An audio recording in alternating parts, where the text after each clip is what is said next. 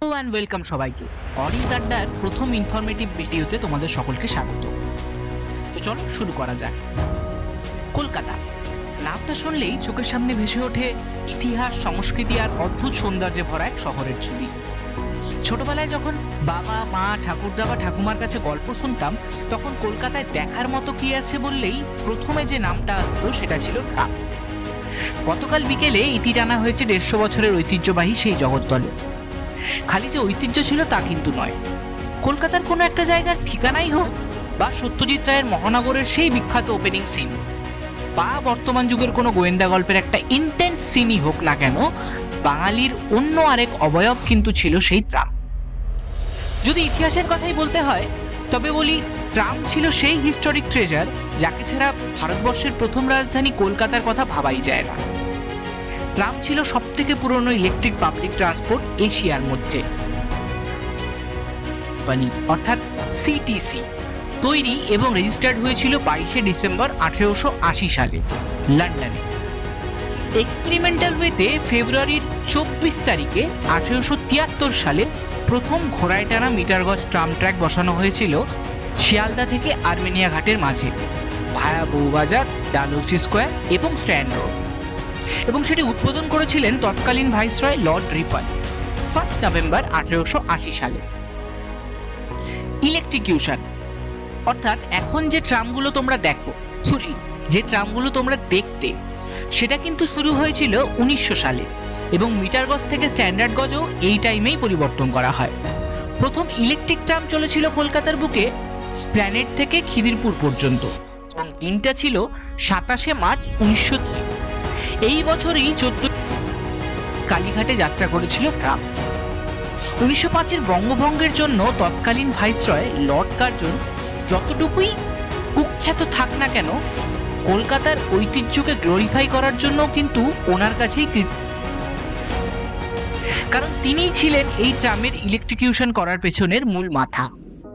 যদিও তার পেছনে মোটিভটা ছিল অন্য।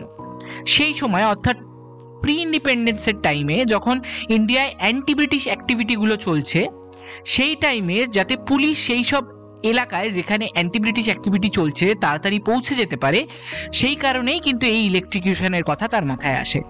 এবং তাছাড়াও ইস্ট ইন্ডিয়া কোম্পানির যেসব পোর্টগুলো ছিল, সেই সব পোর্টে যাতে তাড়াতাড়ি মাল সরবরাহ করা যায়।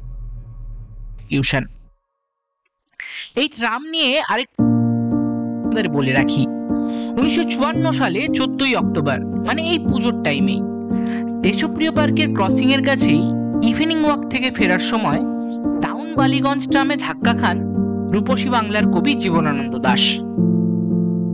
এই কথা সূত্র ধরেই বলি, মিড 90 থেকেই কিন্তু ভারতের এই ট্রাম পরিষেবার পতনের সূত্রপাত হয়।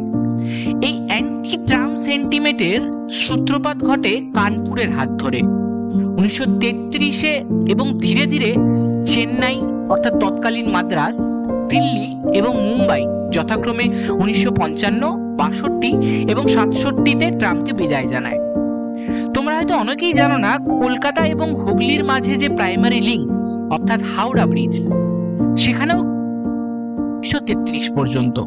কি শুনেই অবাক হচ্ছ তো? অব্যবহৃত ট্রাম ট্র্যাক এবং টু হুইলার, এই দুটোর মধ্যে সম্পর্ক কিন্তু সবসময় ব্যস্তানুপাতিক। এই অব্যবহৃত ট্রাম ট্র্যাকের ফলে বা রাস্তায় টু হুইলারের বহুদিন কিন্তু বহু ঘটনা আমাদের সামনে উঠে এসেছে, এবং ফাইনালি গতকাল ট্রান্সপোর্ট মিনিস্টার স্নেহাশিস চক্রবর্তী জানিয়েছেন, রাজ্য সরকার ইতি টেনেছে 150 বছরের পুরনো কলকাতার ট্রাম সার্ভিসের। যদিও ময়দান থেকে স্প্ল্যানেডের স্ট্রেচটুকু থাকছে শেষ স্মৃতি হিসাবে কলকাতার ঐতিহ্যকে বহন করতে। ছোটবেলায় পাল্টাতে হয়, নইলে পিছিয়ে পড়তে হয়। বলছি, তাহলে কি শুধু রাস্তায় জায়গা কম, স্পিড এফিসিয়েন্সি কম, বা বর্তমানে উন্নত যানবাহন ব্যবস্থার কারণেই পিছিয়ে পড়ল ট্রাম? তবে আমাদের থেকে উন্নত দেশগুলো তো কই পিছিয়ে ফেলে দেয়নি ট্রামকে উন্নতির নিরিখে। এখন তাহলে কলকাতার 150 বছরের পুরনো এই ঐতিহ্যকে দেখা যাবে হয় কোনো প্রি ওয়েডিং এর ছবিতে অথবা সিনেমার পর্দায়। তাই শেষে জীবনানন্দের কথাই বলতে হয়, এবার তার সাথে যখন দেখা হয়েছিল মাঠের ওপারে, বললাম, একদিন এমন সময় আবার আসিও তুমি, আসিবার ইচ্ছে যদি হয়